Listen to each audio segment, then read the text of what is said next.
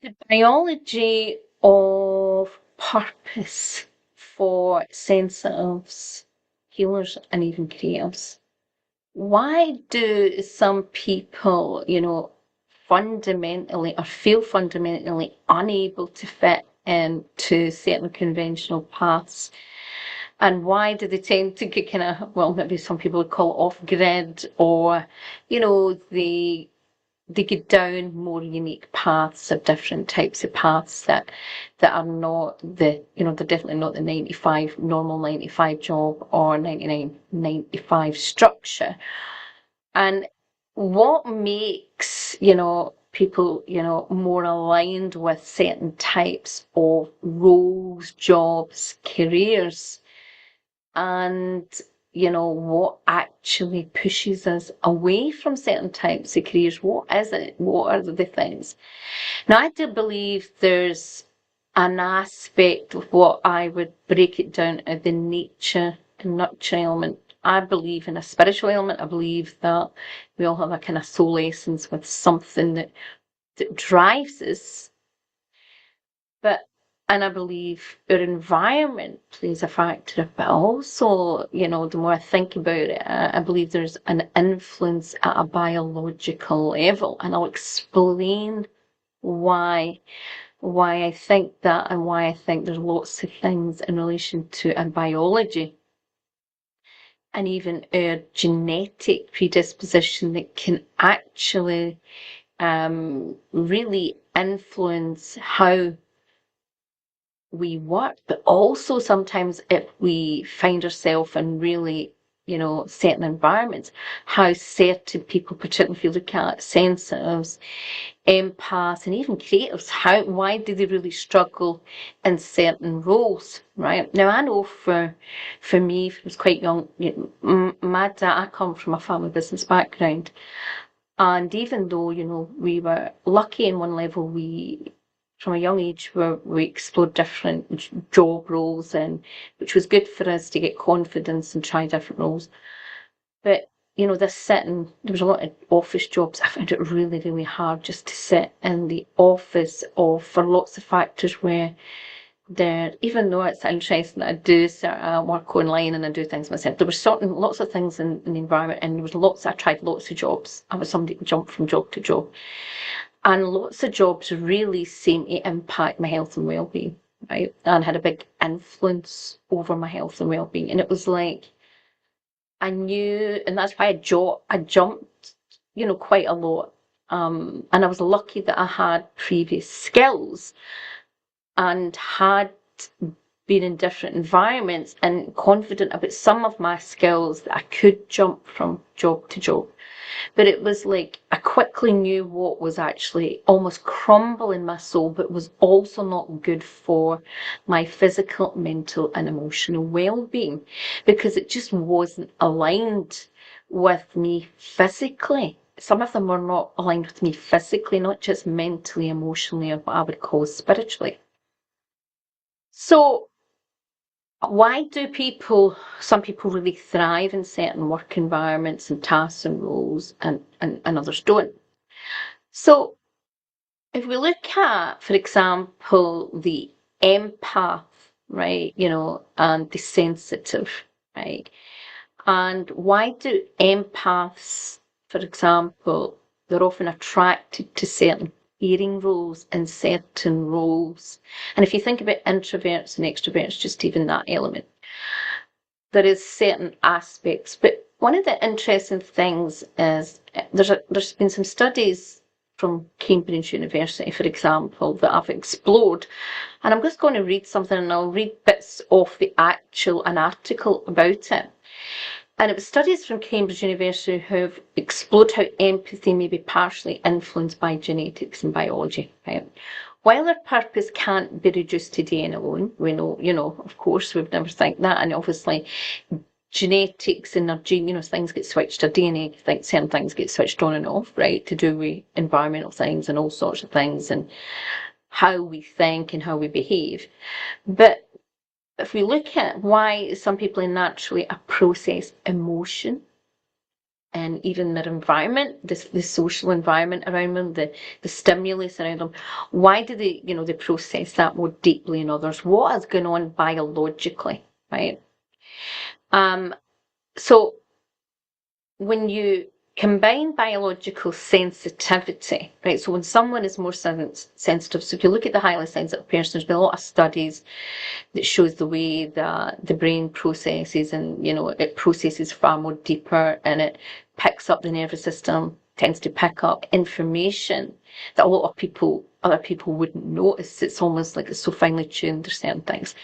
So that, and if you can combine, those natural biological aspects, right, then you combine it with all these other things. Obviously, it starts to explain why people feel really misaligned with certain careers. And, sometimes people are brought up in certain families where their parents have a strong influence and a lot of expectation on certain careers. And these careers can literally feel as if they're killing people or strangling their soul, and they become unrecognisable, and they become very disconnected, and it's very, very hard, and they become very unhappy. As they go through their life, they get more and more unhappy, or they become versions of what they don't recognise. And if you think about, every job has a different level of cognitive, emotional, and physical requirements. And I also think there's a spiritual element. But if we focus on this, first of all, there's some jobs require you to be far more analytical. There's some jobs that you have to think quickly and fast and be able to physically react quick and fast, right? There's some jobs that require a lot of physical stamina. And there's some jobs that require you to be more flexible, right? Now, these are all certain things. Now, if you look at yourself as an individual, and you think about even your physical makeup and how much your physical makeup has influenced sport you were able to do at school, you were good at and you weren't very good at, and even certain things that when you were a kid and you were playing certain things. Like, I've got a sister she loved to skateboard, and she did all these kind of things and was really good at it. I was rubbish. I was a good dancer. I was quite flexible. But even though I was a good dancer, I had some balance issues, and I developed more balance issues as I got older. So skating and things like that was just not really good for me. And I was over flexible. I had an over flexible leg, which could be, it was entertaining for people because I could put my toes to the top of my head. But later on, that would cause structural, because it's not really, when you want you don't want your neck to be too flexible. Now, it is interesting, and I think there's more and more research coming out, and more kind of, they're linking up a lot of things to do with people's physicality. And I do wonder, and if I link about even empaths, it's interesting. They're looking a lot at people have got like Ehlers-Danlos syndrome, where, most of the body's kind of over flexible and double, I don't have to call it double jointed, but right. And a lot of us that have maybe connective tissue, things that seem to go that way. It is interesting. There's a lot of people that are very sensitive, right, and maybe very empathetic, so what I would call over flexible, which is very interesting. If you think about the energetic aspect of that, when you are not as grounded and strong and stable, and your body's more over flexible, how much does that influence your energy? And I think there's a lot more to a lot of things than people recognise. And if you're a holistic practitioner, someone, if you don't look at an individual from a holistic perspective, you can really miss things. And this is where I sometimes have a bit of a, is it a problem? Yeah, I'm going to be honest, I kind of get a bit, I think there's a lot of things out there that are pushed, that, they're pushing for everybody. There's lots of modalities and techniques and tools that people push and say, this is great for everyone, when it's not ideal for everyone. And there's reasons why certain modalities or certain approaches don't really feel right for people and are not working the best, and actually can go against their natural traits. So if someone's, has sensory processing challenges. There's certain techniques and tools that may really overstimulate them. And, you know, for example, I'm quite very sensitive to touch. And I'm not a big fan of things that are like tapping and all that. It just doesn't feel natural for me. So I prefer like quantum techniques, and I use a lot of things that are either, mental, spiritual, and there's certain things that I approach, and I use certain approaches, and because it just never felt right for me. And also just to do with some other physical aspects, it wasn't right for other reasons. And I think, it's like everything, it's like our careers. We can, particularly when we're younger, we can have certain gifts and we can have certain skills and strengths, and then there's other things we're just not that great at. And sometimes when we're trying to find the right career, the right path or whatever, we can make a lot of mistakes, and we can get into careers where there's big aspects that we're good at, but there's some major, major things that we're not very good at, right? And why does this matter in relation to your purpose? Well, to me, purpose is all about being in alignment with who you are, being in alignment with your greatest gifts, your greatest strengths, and to me, your soul essence. That's to me. But if you try and push yourself into careers and jobs that are more pushing, against what you truly are, it's a lot of work. It's very, very challenging, very draining. And sometimes it's what I often find is a lot of people can't see their greatest gifts, or they're kind of close to it. It's almost like they're just missing a piece. And there's something, sometimes I see this in business, where most of it is in alignment, but there's a one part of it that's killing the business, or killing the person almost. And I know that's a strong word, and maybe I shouldn't use that word, but if you could think about it that. So these things matter, and it also matters in your business. Like, there's certain strategies and business models I'm not saying tell someone, but maybe suggest, for example, an empath, and I've learned that way. There are certain types of business models that can be really hard for empaths, right? They just don't work. Just like certain marketing strategies, many empaths just don't like, and it can depend on the type of empath you are, and even your sensitivity, and you think about the creative. How we see the world obviously is going to shape, but also I think how what we feel comfortable and what we align with, right? And yes, there's some things I think sometimes I see also sometimes that people are there's certain things that they want to do, and there's a bit of uncomfortableness, and they won't challenge themselves. That can be very different, because that means that they don't move out the comfort zone or do something that would really help the business. It can be a fine line. But if you keep trying, it's like putting as it says, square peg in a round, right? And a lot of us have maybe felt that at times. I mean, I can tell you some funny things that, is just a good example of where, you recognise that certain things are definitely not for you, or how things can work out. I remember, as a teenager when I was at high school, a friend of mine she was actually my dance teacher, right? And her brother used to have a laugh. He was, I think, in fifth or sixth year, so they would be studying for the exams. And I remember him telling me that he couldn't stop laughing. And I was really quite young. I was maybe in first year or second year, right? And I was at high school. And when we were doing sports, it would be the hurdles.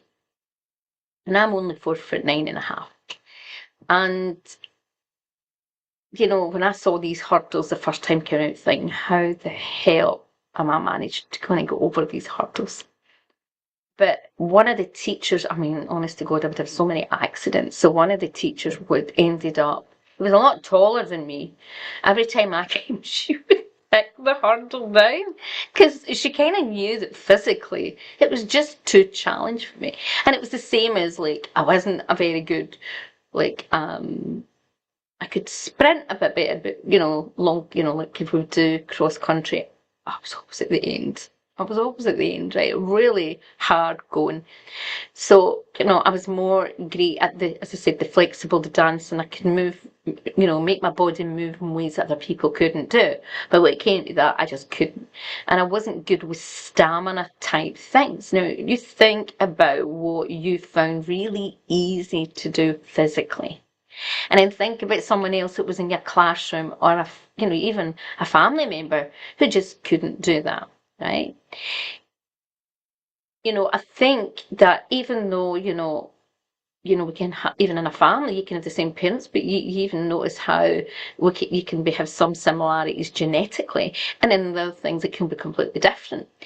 In my family, most of us are, I've got like brown hair or dark hair. I've got the darkest hair, right? But one of my sisters was more kind of reddish, right? And some of them maybe slightly reddish tones in their darker hair. But she was just definitely more blonde, and her build was very different from yours, and she was very freckly.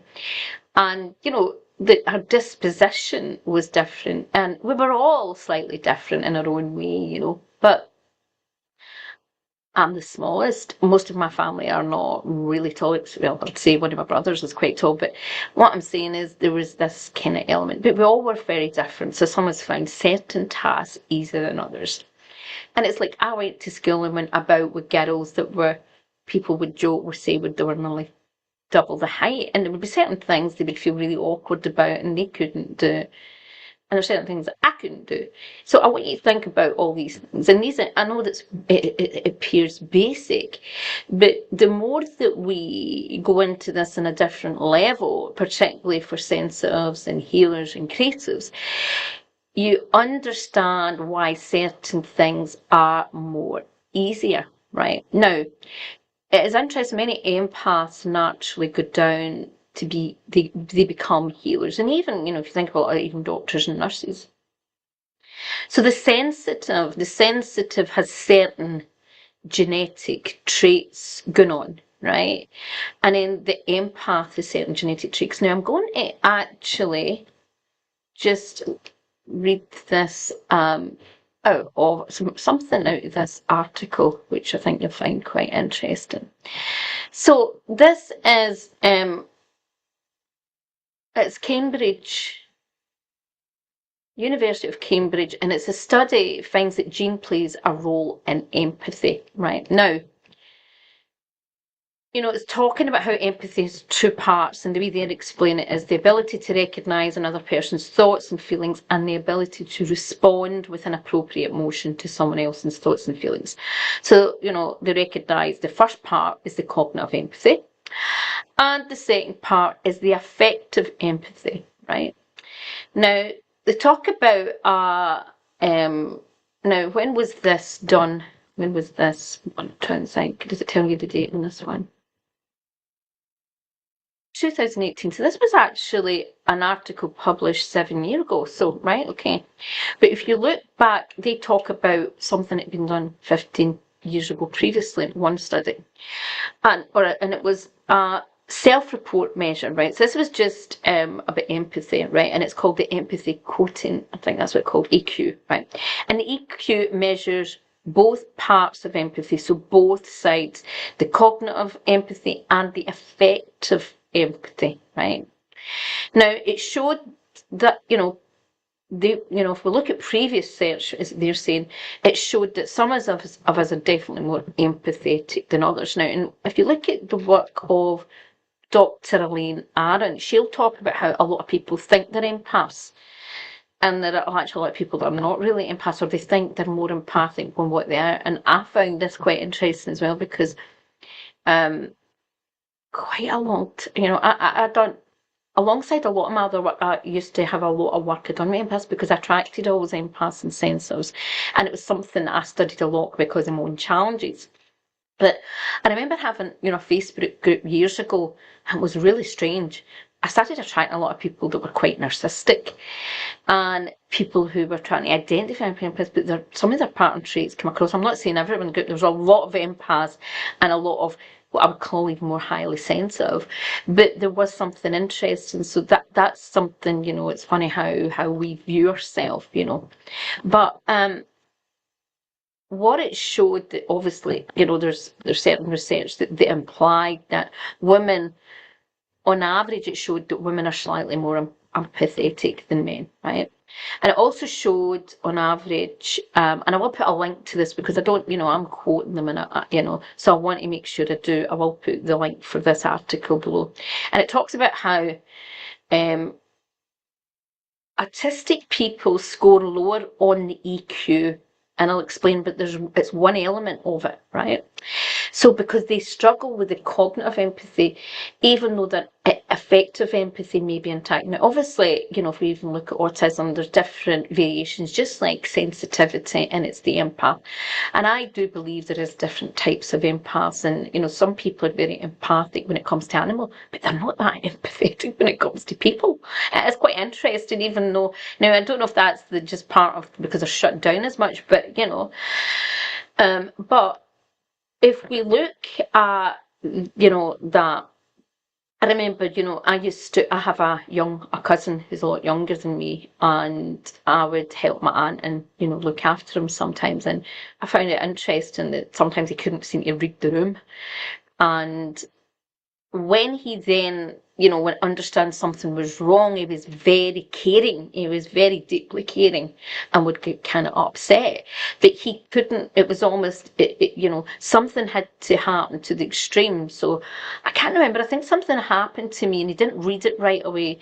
And then when he's saying and I'll be honest, I really can't remember exactly what happened. And something else had happened with my gran, and she'd been looking after them, and it, he didn't recognize until I think she was very angry or something. It was almost, it couldn't read that element. So it's interesting how we're all very different, right? And a study published in the journal is Translational Psychiatry with the Cambridge team, right? And it was working with a genetic company, 23andMe, right? And it was the largest genetic study of empathy at this point, and it used 46,023 and ME customers, so it must be like a genetics company, who all completed the EQ online, and then they provided a saliva sample. And the interesting, what came out of that study was that they found how empathetic we are is partly due to genetics, right? Now, I'm not going to get into all of this. I just want to, because I think it's really, really interesting, and I think it's worth looking, if you're interested in this type of thing. And this is just an example of how genetics can, play a clear role, or not, maybe just not a clear role. It's like everything. When I say the nature and nurture, I believe in nature and nurture, and I think there's an aspect, because some things are more nurtured in us and some things are not. We all remember when we were at school, and there's some people that you would go, oh my goodness, they're so creative, they're great at that. And then you would see later on in their life they didn't really use that gift. And I always think that's a shame. And it's maybe sometimes later on people start tapping into that gift again. So why does this matter in relation to your purpose? Right, let's take it to not just the basic level, let's take it to another level. For example, even when you go down careers like healing therapy and coaching, there are some people that are really good at being more boundaried. So there's certain types of therapy work, certain types of coaching work, certain types of healing work, where you have to be really strong boundaried. And you have to be far more analytical. You have to think, and you have to be maybe a very good communicator. Some people it's more listener.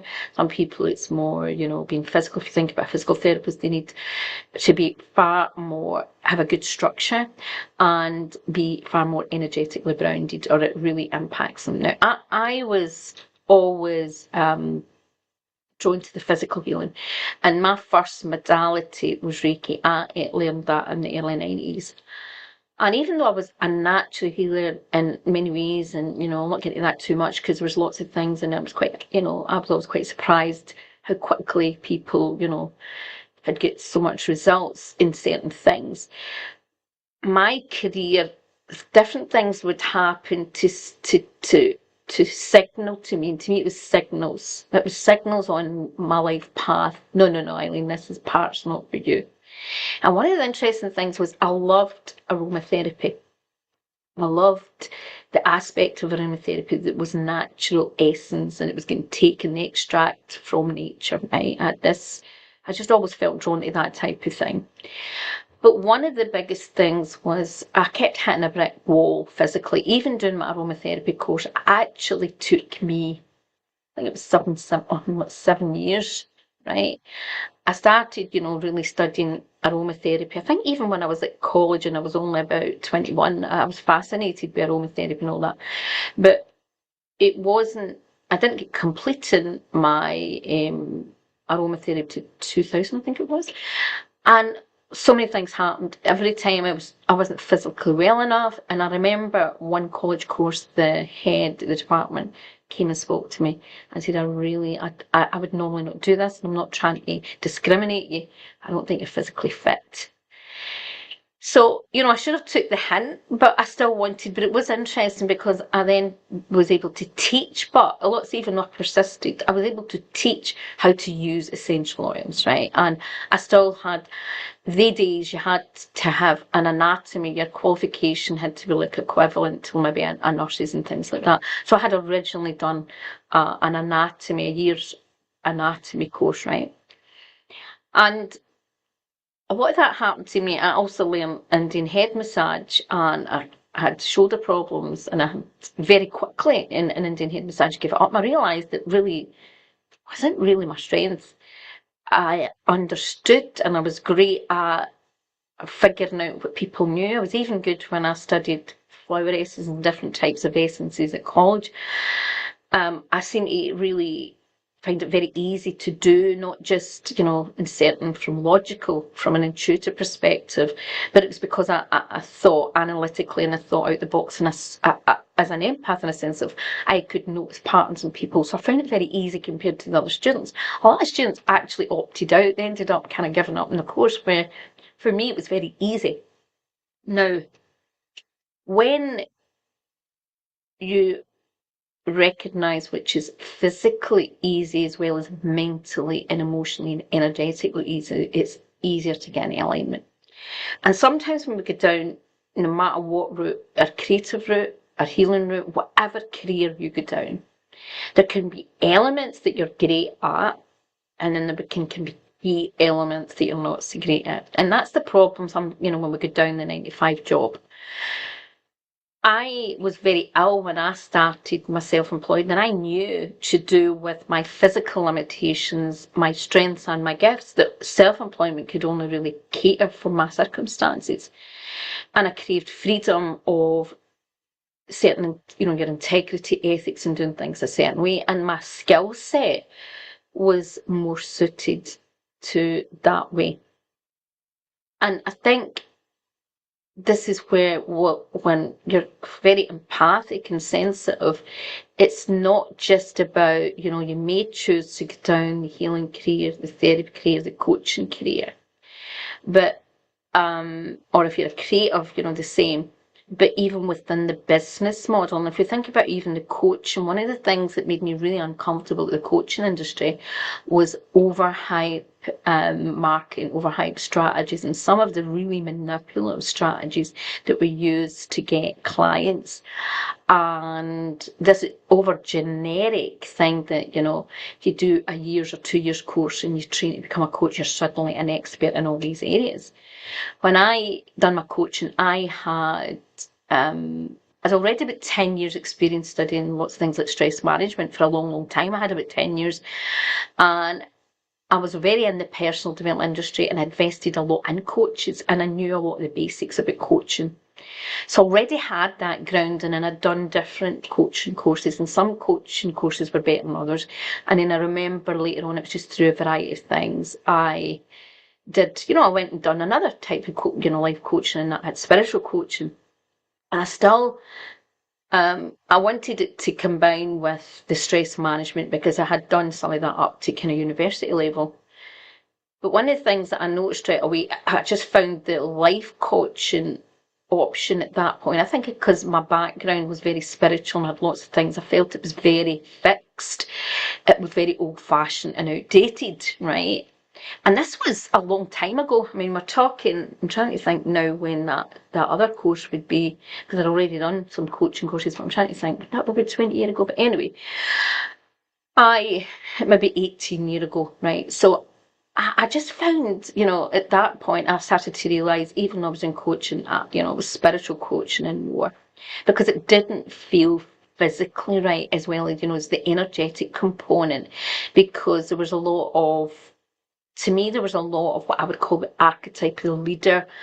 The more it required a certain outlook and a certain feel. Where lots of empaths and sensors have a more creative and they are more kind of flexible and flowing, like to go with that feminine aspect, where sometimes the coaching industry is very masculine. You see this with a lot of coaches who came from corporate backgrounds or management backgrounds. They maybe not see it themselves, but they carry sometimes a lot of the masculine leadership energy. And even though they may class themselves as empaths or sensors, I find sometimes hard working with sometimes that energy, because I find they're still very much in the masculine. Right, and a bit of that can be helpful. Sometimes some of us are too much in our feminine. But these are all things that shape us, right? And obviously, I'm big on archetypal structures. I think that can really help people understand. But if we think about, for example, I'll give you another example, which I think is a good example, is one of the things that I notice, because I tend to notice energetic patterns and I feel things with people's energy and I notice things, is I always noticed with some of the best mediums and psychics who are phenomenal and just pick up on things. They're often quite robust. I'm not saying they're all, but a lot of them that really can protect themselves at a kind of psychic level and do work. They tend to be a wee bit, I don't know if the word's round in it, I can't explain, but one of the things that I'm not just saying about the physical structure, but there was an energetic component. You could feel it, and I think, God, they can carry that role. And I remember one psychic medium I know who said to me, and I felt quite uncomfortable with this, but I remember her saying to me, Eileen, you could do a lot of this kind of work because your energy is so flexible that you would find it very easy to channel things. And I'm like, oh, no, that's not my thing. And she was, because I knew that, first of all, no matter if something felt aligned or not, that energetic also, I was so flexible that I didn't have these stray monogenic boundaries. You could feel it with her. It was like boundary, right? Which seemed to be more embodied in it, right? There seemed to be something. And I find there's a good balance of the feminine and the masculine, the nurturing aspect there, but there's a solidness. So it is interesting. So I think there's a lot of things sometimes that we don't consider. And some of the things that I find interesting when I'm working with people with a purpose of their business, or even when I've been training students and other things, my stress management, like I said, and notice things about them, and I'd think, they'd actually, maybe studying with me to be a therapist, but I think, oh my goodness, they'd be better as a coach. They'd really thrive as a coach or a teacher, or they're more the kind of healer type or whatever. And there's lots of things. Now, the more that you understand yourself and you understand what is really good for you, what's easy, what's not so easy, and that you don't pigeon yourself into like categories that other people, because the problem is, and I've tried to explain this in the past to a lot of my students, right? When I do, I've training, stress management, relaxation training and things. There's certain formats you use and there's certain structures so that you are teaching them a certain way, right? A logical step towards certain things and a structure, because it's the only way you can teach. But what I've always done is I've taught basics and I've taught about fundamentals. I'm very big on safety and holistic and looking at individual people as individuals and making sure that you're doing the right thing by your clients, and not just trying to push your product on them if it isn't a right fit. So I have got that. But one of the things that I've always said to them as well is that sometimes they felt some of my structure wasn't maybe as I left flexibility. And and I would explain, and a lot of them maybe didn't understand till later on. I would say to them, look, you've got to then take what you're learning from me, and you've got to then use it in your own way with your unique gifts, right? And your strengths, because I know some of them will end up being more coaches. So they'll use the tools and the approaches as more coaches. Some are more physical therapists, so they have to find ways to package that work or those tools in with their clients, or maybe separate sessions. Some people are more trainers, teachers, right? Some people are more even creatives, and they bring, maybe do creative workshops and things like that. And because I know how important it is for people to take skills and still do them safely and effectively, but move them into their purpose, not my purpose, but their purpose. Because I see that sometimes with training skills, it's like they're making people carbon copies of certain things. And it's why I don't believe that, I think people can get trapped when they're so fixated on certain modalities, certain techniques, or certain training approaches. They're trying to fit themselves into someone else's model, right? And I'm not saying, of course, when you start now, you have to start, it's like everything. If you're learning to be a carpenter or some sort of skill, you have to learn the basics, and someone has to teach you their maybe way at first. And you have to master a certain amount and, learn that. Till then, you find your own way to adapt your own unique gifts. There's an aspect to that, right? Now, in business, there's all different types of business models. There's different types of ways of looking at business and doing business. And thankfully, a lot of that has changed the last 20 years. How we do business, all sorts of different creative ways, how we can bring our gifts in different ways. One of the things that just still kind of concerns me is we see a lot of business and marketing coaches that are just focusing on very masculine, again, generic, like, I'm not saying, how I'm trying to say this is like, of course, there's certain business models that work and we can build around that. But there's almost like saying, well, this is what you do, this is what you do. And they're almost telling people what to do, but there's not that kind of element of the person being able to feel what's right or adapt that business model in a way that works for them. I had to adapt lots of things. I had lots of disabilities, and I would end up through my career having so many things happen that it was like another disability at a certain time or whatever, and the craziest things would happen. At one point, the noise sensitivity I had at this year, really, really bad noise, like it would be like seizure type things. So I had to put earplugs in. I had to really control the environment through Zoom.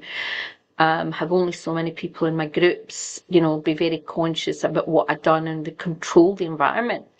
And there were certain times I broke dental plates, had lots of jaw issues, and I was going through dental plates, and sometimes I couldn't go online. Sometimes I struggled to speak properly. Honest, it was going through, and I mean, the amount of dental plates, so I seem to look different, I'd go through these periods where every dental plate looked different. So I looked different, I was sounding different. People told me to try and use speech recognition. I had done a lot of nerve damage down my right arm. And people kept saying, you use speech recognition. Half the time they didn't recognise me because my voice was changing. And it made me adaptable and flexible, right? But the problem is, again, that can be a really good trait. But one of the things about empaths and sensitives and people are over flexible is then you become very scattered. And you try to, you can take that shadow element and that kind of element of that. I've been so flexible, and I've got a friend who's a business lecturer and talks about she's very much more ground and boundary. She's probably grounded more than me as well, but she has more kind of masculine. She has that ability to be more firm, and she can keep. But she from a young age was, tried this, tried that. So she always says, yeah, I can be too flexible, and sometimes it takes me off my path. So empaths and sensitives can be like that as well. So that's a big thing. Now, if you think about the creative, right? So the creative person is motivated by self-expression. And the creative mind often thinks differently. If you think even creative geniuses, right? They think very differently, and they can be sometimes physically, they're not as much a priority on their physical body, right? They're more in their head and their heart and their channel. So their approach to life can be very different. You look at a lot of creatives that are very introverted, and the way they live their life, to suit them and their nervous system can be very different, and like the sense of an empath. And certain business environments, so if they're environments where they are not allowed a certain amount of creative and freedom, and if you think there's, you've got the creative entrepreneur, but you've also got the creative entrepreneur where they're inside somewhere and they're working for someone else, and if they haven't given a level of freedom, creative expression, that can really thwart them. And it's the same with the sensitive or the empath who is very sensitive. I know one of the things that I found really challenging in my dad's offices was, we were talking years ago, because I'll be 57 in a few months. So, I'm not a spring chicken. And, then it was fluorescent light, and I really struggled. But I'm thinking, what is it about this? It drives me crazy. And I found humming noises, certain things and things that were toxic, or things that were not natural. I think that's the word I found really harsh in my environment. And I remember going to college, and we were exposed to something actually is quite toxic, but I didn't know at the time. And it was isopropyl alcohol. And every time we had to use it to clean the reels to reels in the studio, it was a recording, in their old-fashioned reels and recording studio, and each student was supposed to carry this about. We took turns to clean the all the machinery, and nobody could understand. They thought it was anxiety. I loved to sing. I didn't really like singing in front of people, but when you were in a booth and nobody saw you, and and I loved it, but I kept passing out and feeling really unwell. And it wasn't until years later I discovered, to do with, I had also gut issues, that if anybody's got really serious gut issues, it is so bad. And that's, so, it's funny how, but when you're more sensitive to things, it's like almost your radar's picking it up quite quickly, right? Now, if you look at even marketing, it's the same as like creatives can find it really easy to do certain types of marketing. It comes easy. If you're very visual and you find it very easy and love being visual, love being creative, you can come up, and you might be even someone that comes up with different types of ideas. If you're a natural writer and things like that, if you're naturally physical, if you're, physical, I think about my brother-in-law as a personal trainer, and he's what you would call more in his business and his brand is more like the hero archetype, and he has more that kind of robust kind of, energy, where the body and his market, and there's an element of, it's very easy for businesses like that to do more physical elements in their marketing, and do the physical approaches. Physical things, even trying to hold a camera, a phone, walk about, is just not practical for me, right? It just doesn't work. Right? So I sit at my desk doing those things, but I'm very creative. So I use my creative aspects to do things. And I've always used my creative way of approaching things to get round a lot of things. Now, people might think, I do spiritual marketing, I'm all about authentic marketing. They wonder why I use lots of, maybe sometimes like what you would class as like stock videos and things like this, because I've been housebound for over 12 years, due to these kind of, what you would call, like, it's the only way to explain it. So, I have to try and work with what I've got. And also, if you think about it from archetypal marketing, I am not all those archetypes. So I've got to try and convey the energy of the archetypes. And I use music, I use visuals to try and bring the essence of the energy. So I use tools, and I find it easy to use technology, right? And that's part of my gifts. So in your marketing, you don't want to be doing things that feel so off or misaligned or not right with you, or really, really hard. And through the years, this is another thing in relation to marketing. A lot of people, hire people. Now, I have to be honest, it's one of those hard things. Like, there's certain times you're trying to do things and you hire people because you just can't do it all.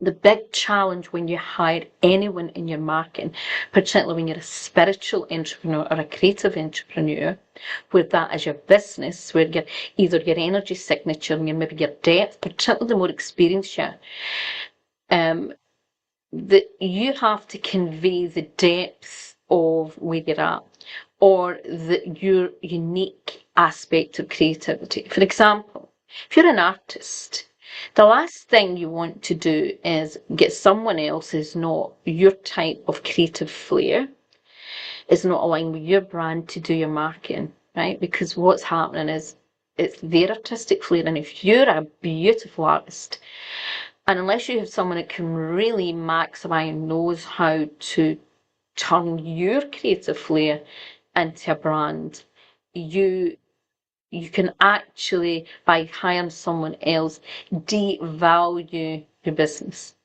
right?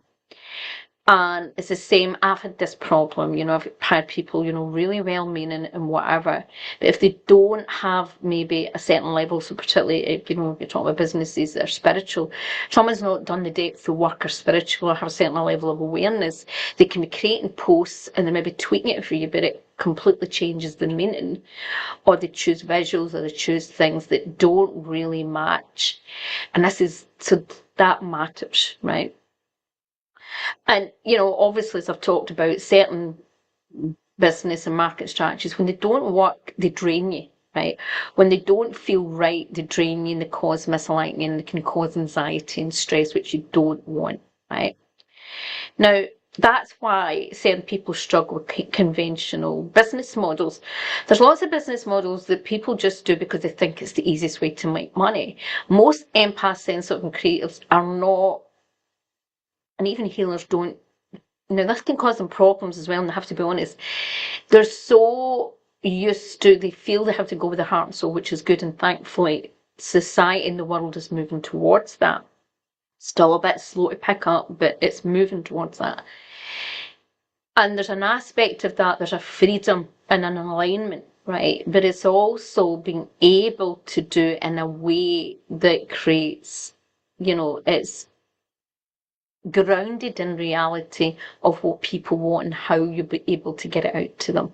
So there has to be a foundational business aspect that it does work as a business, because there's lots of people who become creatives, healers and therapists, and it's more a bit of a hobby than actually a real business, right? So there's a bit of that.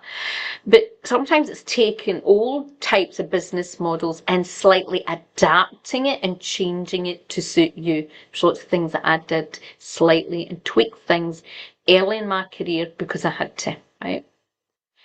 Now, the more that you understand the biology of your purpose, the energy of your purpose, the soul essence of your purpose, all the environmental aspects of your purpose, the things that have brought you to there, and that can be your, what you've been born into, what you started off as a physical person, as the environment that you've been in, what you've nurtured, what you've not, the life experiences, those pivotal points in your life that where you either go one way or the other, or the lessons out of it, they're all part of your purpose. Right? And there's some things in part of your purpose that you find really challenging because of a certain biology, and there's some things that you find very easy, right? And even out the most difficult things, that can be lessons. I know for me, a lot of the things that were biologically, I developed from quite young, which would appear to be maybe a congenital thing, but there's an also now thing to think, was it because I was dropped, structural thing, right? But a certain thing happened, and there's certain genetics that make you, when certain things happen in the body, switch certain genes on. And I had certain challenges that meant I wasn't the strongest person, I wasn't the tallest person, and I wasn't, the fittest person, right? Now, when you work with that, and you think, well, my body, I want to improve all these things, so you can improve everything, but I don't want, I mean, and you think, I might think, well, I'm never going to be a bodybuilder. Do I really want to be a bodybuilder? I'm never going to be an athlete. Do I really want to be an athlete? And it's, you have to get back to, but sometimes we need to take that with the healing and the therapist, because it's like, I meet many people who do healing courses, but actually they're not healers. They have a tool that can be healing, but at their core, what was everyone, I know for me, there is an aspect of me that is a natural healer, right? And I'll explain what I mean. From a very young age, people were drawn to me. And teachers would ask me to do a massage, they would put my hands on. There were certain things people would be drawn to me. I know a lot of people also who people are not naturally attracted to, and they don't really like people. They don't want to be. There's some empaths and sensitives that don't want to be around people. So that type of healer, they're not really meant to be. So it's understanding all these things. And it's why some people are more designed for more depth in their work. Sometimes it's the level of sensitivity. Some people are very surprised at sometimes the amount of things I pick up. And one of the comments I always make to me is, you go really deep. And I like that. There's people, and there's other people that might a trigger, they might think, what the hell, they don't get it.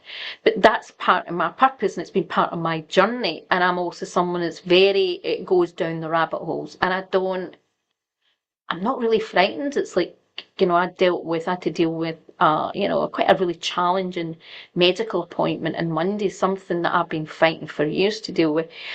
And, there's a lot of things said to me that was very blunt, that is, to do with an operation that's not very pleasant, and can be a dangerous operation.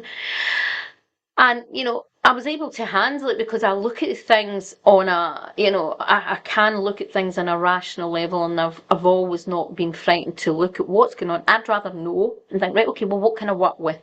So what else is going on here, and what can I do? Where some people don't want to go deep. They don't want to look at things, right? I'm quite happy. And that, again, a lot of sensitives, there's some sensitives that see things and feel things, but they don't want to analytically go deep, or in their shadow element. And this is where the shadow also comes in, and all these things. They're so busy. So you see this in the Love and Light Brigade, where they only want to focus on the positive or the light, but they really resist. And you're seeing a lot of this at the moment. They're really, really struggling.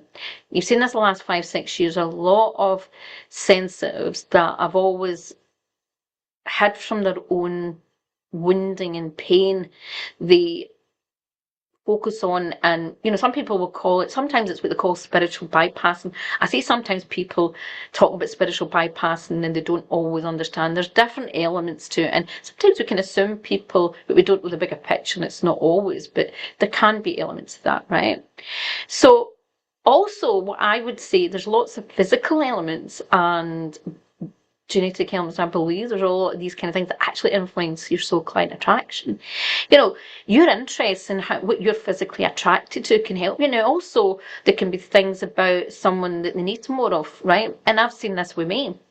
I've seen situations where I think I need to be more, build my stamina and feel more in a certain type of energy, and the next thing I've attracted a healer or someone who's more got some of the energy that I don't have. So you can have the missing part that they don't have, or it can be someone that's similar to you that just makes you feel more safe or more aligned. So it's important to recognize that. So what is the conclusion? I think, I still am a big believer that a lot of your purpose goes deeper, right? There's a element of your soul calling. I don't ever, that's a big thing that I believe in my heart. But I do think there's a biological, the emotional, obviously, energetic, and this experiential, because where we were, and even you can be attracted to certain roles, but your whole path makes that whole journey and takes you to where even you are right now. Now, if this is some, an area like, your purpose, and, maybe you feel, because I'm seeing this a lot at the moment, a lot of healers and sensitives, creatives, and even more soul-led entrepreneurs. At the moment, because we're going through a lot of shifts, a lot of people feel as if they're either disconnected from the self because of the shifts, or that their business has to up level and change in a way, but they've got caught up in that kind of analysis paralysis kind of thing, and or they just don't know how to take that next step to make that shift and how to shift, right? There's can be lots of things coming up. A lot of people are either feeling disconnected or feeling disconnected from like parts of what the work they've done, or completely don't feel aligned anymore, but they're in this kind of what they feel as if it's maybe one foot there and one foot there, but they don't really know how to anchor in where they're in, and how to take key aspects of their gifts and to really build it. Because if you don't, if in those stages, if you cannot feel and recognize what are your core gifts, and don't maybe see the bigger picture, it's very difficult to really start moving. There's sometimes, yeah, we need to pause. But I always think when you can help someone really reaffirm or help them see things they don't see about themselves, their gifts, their beauty, and maybe small things that are maybe their shadow that is just getting in the way a wee bit.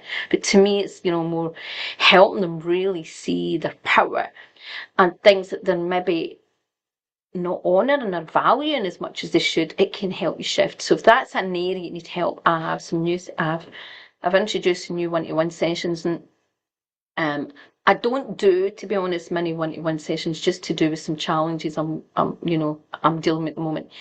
But I have decided to offer just a couple of these sessions, a few sessions each week, and I will put a link below this video, and also put a link to some of my other free resources.